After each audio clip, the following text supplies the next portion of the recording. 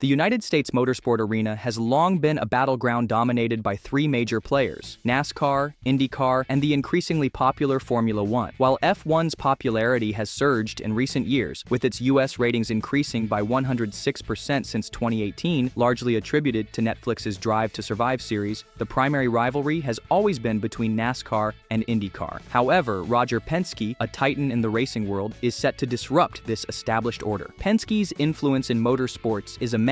As the owner of Team Penske, he's celebrated victories across various racing series. In 2024, his NASCAR team clinched its third consecutive Cup Series championship with Joey Logano at the helm. This victory marked Team Penske's fifth NASCAR Cup Series driver championship, tying with Joe Gibbs Racing for the fifth most all-time in the series. But Penske's ambitions extend far beyond NASCAR. He acquired the Indianapolis Motor Speedway and the IndyCar series from Hulman & Co. in 2019 for an undisclosed amount. This acquisition wasn't just a business transaction, it was a declaration of intent. Since taking the reins of IndyCar, Penske has been methodically implementing a vision to elevate the series to new heights. His strategy is multifaceted, combining infrastructure improvements, technological advancements, and savvy media partnerships. First and foremost, Penske has invested heavily in modernizing the iconic Indianapolis Motor Speedway.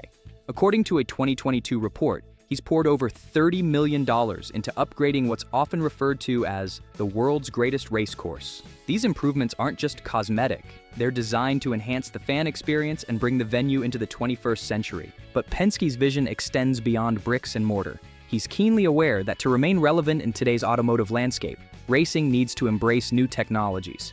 That's why IndyCar, under Penske's leadership, has been at the forefront of adopting hybrid technology.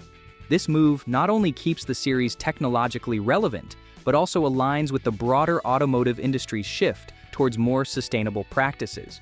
The introduction of hybrid engine technology in 2024 was a major step forward, with plans to implement a new engine formula by 2027. However, the most intriguing aspect of Penske's strategy may be his approach to media and marketing.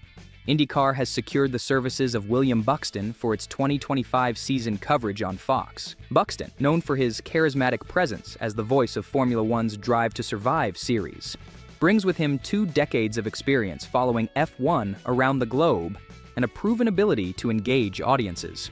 Buxton's hiring is more than just a personnel move. It's a statement of intent. In his own words, Buxton declared, "There's no reason why IndyCar shouldn't be the most popular form of motorsport here, and that means making it bigger than NASCAR." Will that take time? Absolutely, but that's why they've assembled the group that they have. But how exactly does Penske plan to translate this ambition into reality? The answer lies in a comprehensive marketing strategy that leverages Fox's extensive media platforms. Throughout the NFL and college football seasons, this is Josef Newgarden.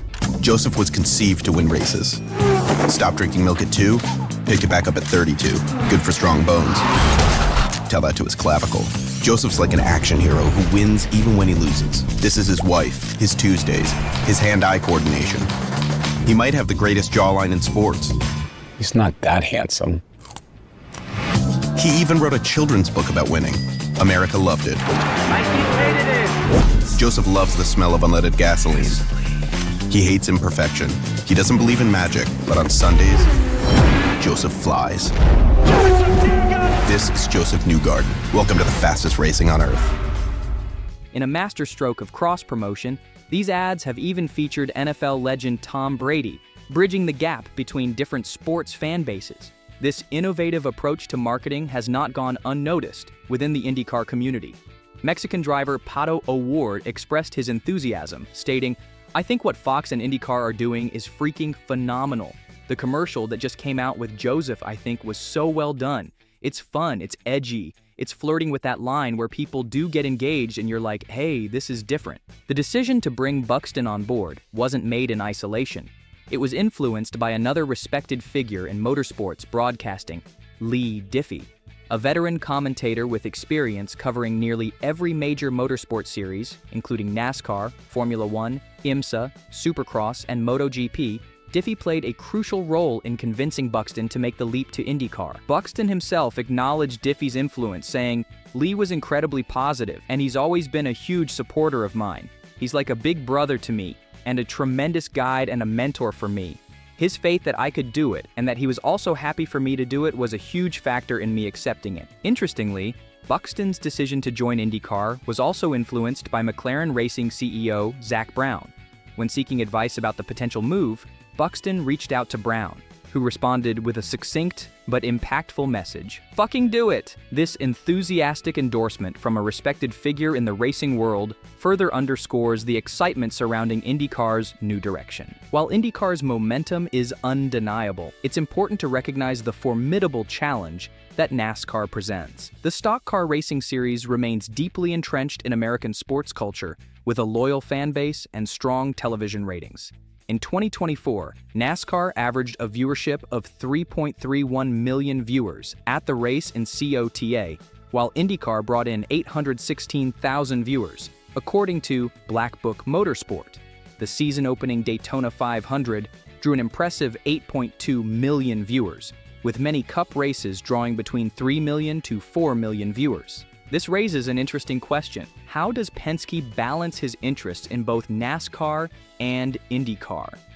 The answer may lie in his broader vision for motorsports in America.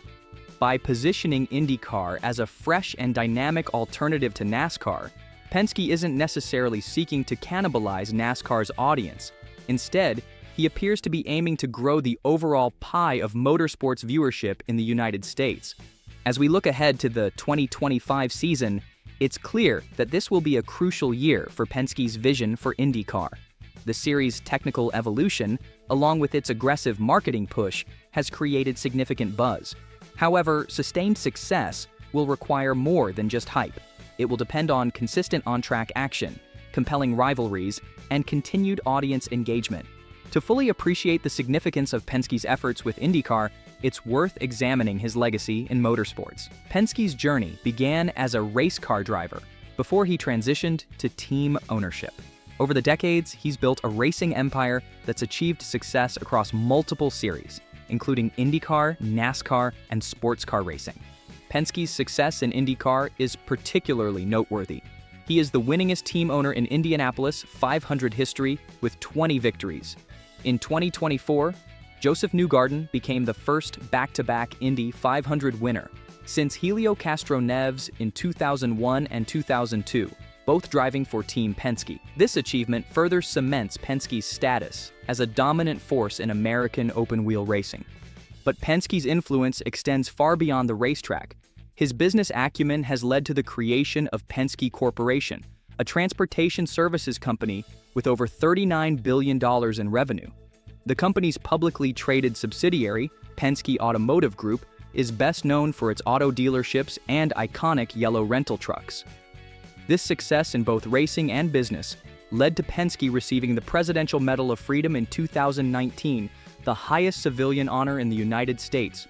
Penske's efforts with IndyCar are part of a larger shift in the dynamics of American motorsports, as Formula One's popularity continues to grow in the U.S.